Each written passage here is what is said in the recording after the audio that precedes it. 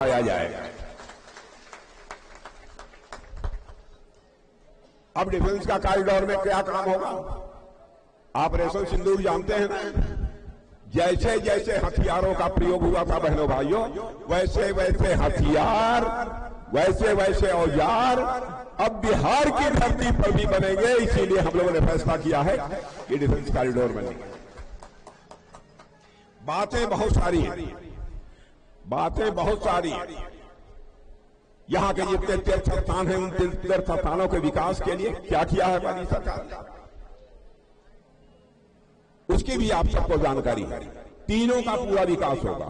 मैथिली भाषा जो आप बोलते हैं, मैथिली भाषा को सबसे पहले इस आजाद भारत में संवैधानिक दर्जा भी किसी ने दिया है तो हमारी सरकार ने दिया है। बहनों भाइयों, हमारी सरकार ने दिया है। भारत का संविधान और मिथिला भाषा में भी आपको पढ़ने को मिलेगा। यानी देश का मस्तक लगातार ऊंचा हो रहा है। बिहार के बारे में भी अब सारे भारत में लोगों की धारणा बदल गई है। मैं दुनिया के दूसरे देशों में जाता रहता हूं, पहले भी मैं जाता था। बिहार के बारे में क्या धारणा थी? लोग कहते थे बिहार में कोई कानून और व्यवस्था नाम की कोई चीज नहीं है। अब धीरे धीरे नीतीश जी के आने के बाद यहां के कानून और व्यवस्था के बारे में भी लोगों की धारणा बहनों भाइयों पूरी तरह से बदल गई और हालात बेहतर होते जा रहे हैं।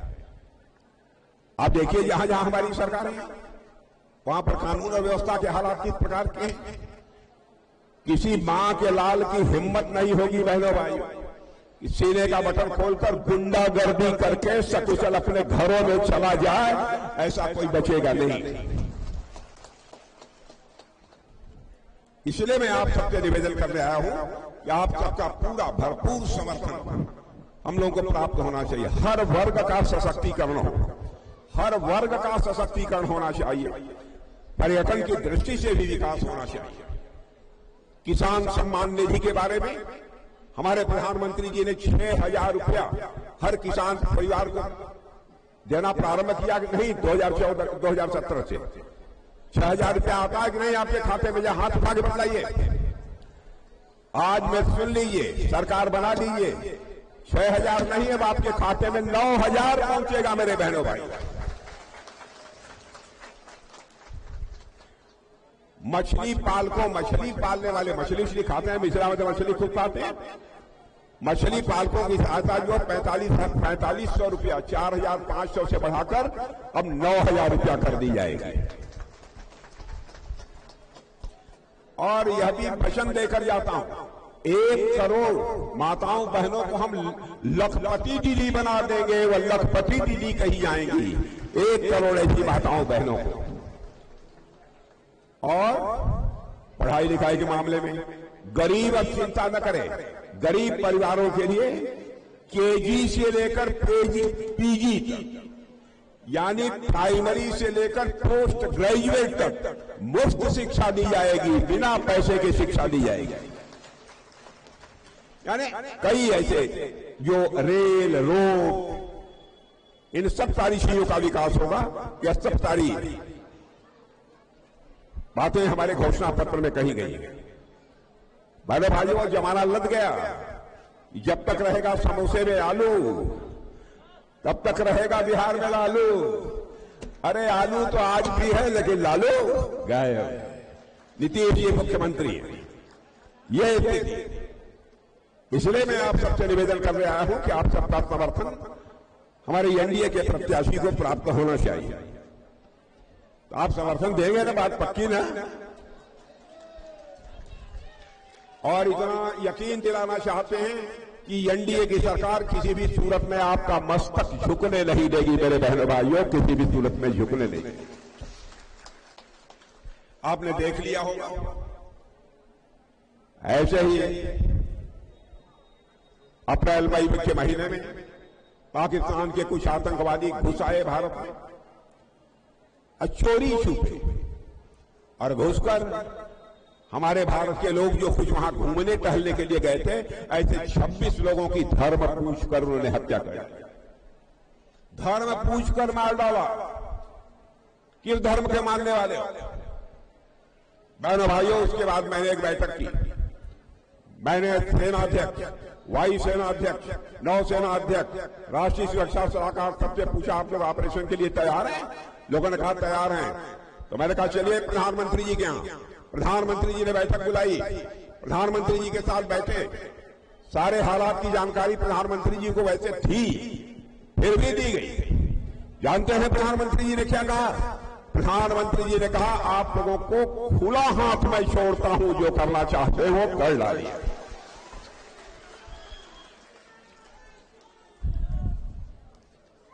और उसके बाद क्या हुआ मुझे बताने की कोई जरूरत नहीं है। बहनों भाइयों, हम लोगों पर आरोप लगाते हैं जाति और धर्म के आधार पर हम लोग राजनीति करते हैं, या कांग्रेस और आरजेडी के लोग जाति और धर्म के आधार पर राजनीति करते हैं। हम लोग जाति और धर्म के आधार पर राजनीति नहीं करते हैं। हम राजनीति करते हैं तो इंसाफ और इंसानियत के आधार पर राजनीति करते हैं। और इतना बड़ा हमला आतंकवादियों का हुआ हमारे भारतवासियों के ऊपर।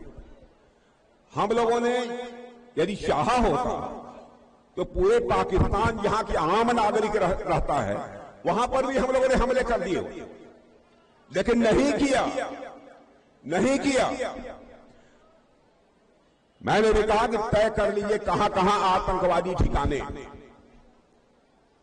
हमारा होना चाहिए, टारगेटेड किया जाना चाहिए, तो आतंकवादी ठिकानों को ही टारगेट किया जाना चाहिए। और बहनों भाइयों, हमारा निशाना इतना सटीक था, उनके 9 आतंकवादी ठिकाने थे, 9 के 9 को हम लोगों ने जय श्री राम बोल दिया। और देखिए हम लोगों का बड़प्पन, ये लोग हम लोगों को कहते हैं कि धर्म और जाति के आधार पर राजनीति करते हैं। हम लोगों ने उन्हें मारा तो बहनों भाइयों उनका धर्म पूछकर नहीं मारा था, लेकिन उन लोगों ने हमारे लोगों को मारा तो धर्म पूछकर मारा। हमने ही उन्हें मारा, धर्म पूछकर नहीं, उनका कर्म देखकर मारा था। मेरे बहनों भाइयों, मेरा कर्म देखकर मारा। मैंने भारत तो ऐसा देश है जिस देश के रहने वाले ऋषि और मनीषियों ने केवल भारत की सीमा में रहने वाले लोगों को ही अपने परिवार का सदस्य नहीं माना है, बल्कि पूरे विश्व की धरा पर रहने वाले जितने भी लोग हैं सभी को अपने परिवार का सदस्य मानते हुए वसुधैव कुटुंबकम, यानी पूरी दुनिया हमारा, पूरा विश्व हमारा परिवार है। यह संदेश दुनिया की सभी देशों को, यदि किसी देश की धरती से गया है तो केवल हमारे और आपके देश की धरती भारत से गया है। बहनों भाइयों, दुनिया के किसी दूसरे देश की धरती से नहीं गई। इसलिए मैं आप सबसे कहने आया हूं, एनडीए की एक विश्वसनीयता है, इसकी एक साख है, जो कहती है वह करती है। इसलिए आप सबका भरपूर समर्थन प्राप्त होना चाहिए। इसलिए संजय जी को चाहे जैसे भी हो अब जिता दीजिए। देखिए, बहुत लंबा चौड़ा भाषण देने के लिए मैं आज खड़ा नहीं हुआ, क्योंकि कई सभाओं को संबोधित करके आ रहा हूं और आगे भी अभी कई जगह जाना है।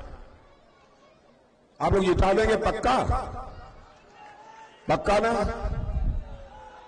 पिछली बार बोला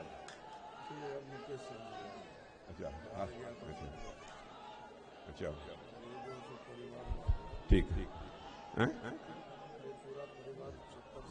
नहीं, ठीक तो जीत जाएंगे पक्का? क्या नौजवानों, एक बात मैं बता दूं, देखिए आज लंबा भाषण मैंने जानबूझ के नहीं किया है, थोड़ा किया है, 15 मिनट बोला हूं। आप संजय सिंह को जिता दीजिए और उसके बाद यदि संजय जी हमको बुलाएंगे तो मैं फिर से यहां पर आऊंगा।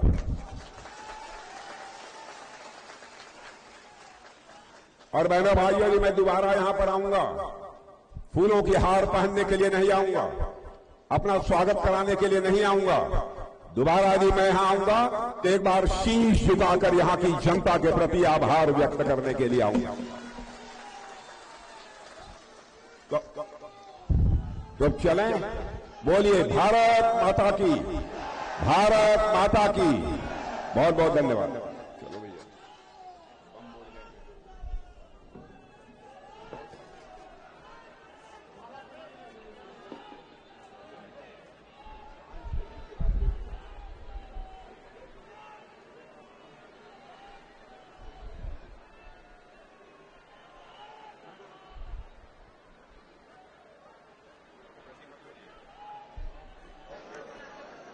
मेरे बहनों भाइयों, कुछ लोग कह रहे थे कि एक मिनट, कुछ लोग कह रहे थे कि हमारे संजय सिंह को अभी से माला पहना दीजिए। तो जानते हैं मैंने क्या कहा? मैंने कहा कि नहीं, इस समय तो जो भी मुझे माला पहनानी होगी मैं यहां की जनता के गले में डालता हूं सारी की सारी माला। लेकिन संजय सिंह जी जब जीत जाएंगे तब इनको माला फूलों से आप पूरी तरह से लाभ दीजिएगा, और जब मैं आऊंगा तब भी उस समय इनको माला पहना कर स्वागत करूंगा।